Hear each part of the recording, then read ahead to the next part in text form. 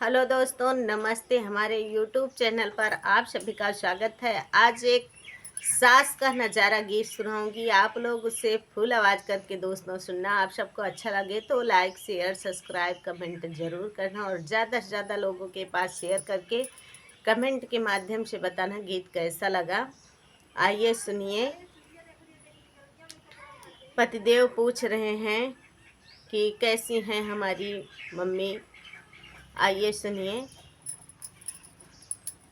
सासू माँ का हाल चाल पूछ रहे हैं, उनके बेटे कैसे पूछ रहे हैं, सुनिए। और क्या बता रही हैं उनकी बीबी, सुनिए। पीवा फोनवा लगाई पूछई दिलवा के बतिया, पिया फोनवा लगाई पूछई दिलवा के बतिया। सजनिया हो कैसे बाटी मोहर महातरिया, सजनिया हो कैसे बाटी मोहर महातरिया।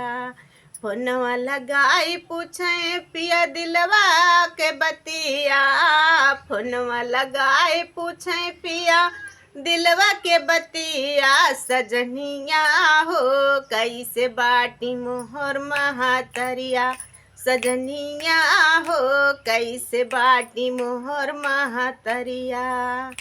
रात दिन कच कच करे, रात दिन कच कच करे गरिया में मोर भैया भतीजवा। रात दिन कच कच करे गरिया में मोर भैया भतीजवा। बलमुआ हो ऐसे बाटी तो हर महातरिया, बलमुआ हो ऐसे बाटी तो हर महातरिया। पीवा फोनवा लगाए पूछे दिलवा के बतिया, फोनवा लगाए पूछे दिलवा के बतिया। सजनिया हो कैसे बाटी मोर महातरिया, सजनिया हो कैसे बाटी मोर महातरिया। घूम जाए हट बजरिया खूब खाए चाट चाउमिनिया, घूम जाए हट बजरिया खूब खाए चाट चाउमिनिया।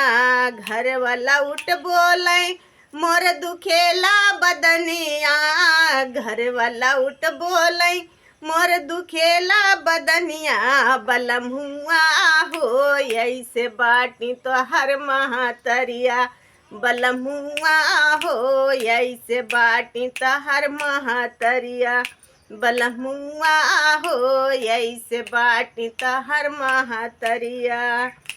पिया फोनवा लगाई पूछे दिलवा के बतिया, पिया फोनवा लगाई पूछे दिलवा के बतिया। सजनिया हो कैसे बाटी मोर महातरिया, सजनिया हो कैसे बाटी मोर महातरिया। हम मारे डंडा से फेंकई हंडा, हम मारे डंडा से फेंकई हंडा। सजने माँ हो खूब कराए मोर ससतिया, सजने माँ हो खूब कराई मोर ससतिया। बलमुआ हो ऐसे बाटी तो हर महातरिया, बलमुआ हो ऐसे बाटी तो हर महातरिया।